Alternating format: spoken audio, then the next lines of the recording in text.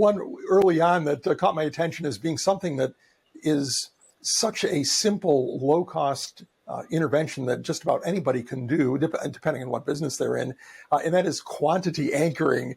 Explain how that works and how it's really costs nothing but can have a profound impact on sales. Yeah, so quantity anchoring is a lovely one. So some of the original studies were conducted in Ohio, I believe, looking at in a supermarket of a discount of tin soup, and they found that.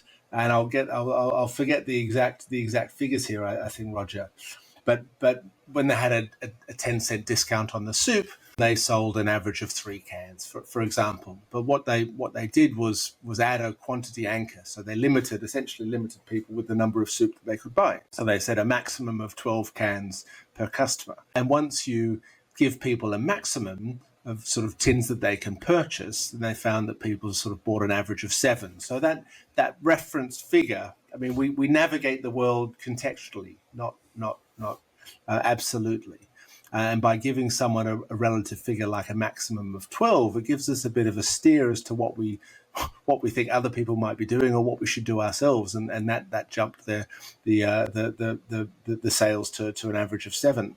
And it's one of those transferable solutions that we've explored in challenges for other clients. So a business in Australia that we're working with had a value range that they were selling a few times a year. It would be a promotion. The challenge was to improve the perceived value, and rather than finding novel ways in which to communicate the existing value, all we did was elevate what was the disclaimer on every piece of advertising that we'd done for the last 6 years.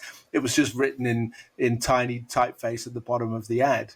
And we made that the headline to say a maximum of 4 per customer.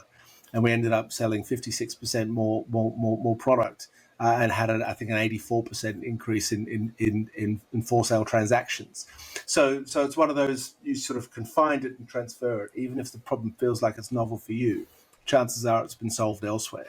And behavioral science and language, like as you use, Roger, quantity anchoring, helps us to see or codify the style of solution that we can transfer. And that's for me, that's one of the real unlockers of behavioral science, that the language can help us to navigate the world slightly differently and therefore match up solutions with existing problems.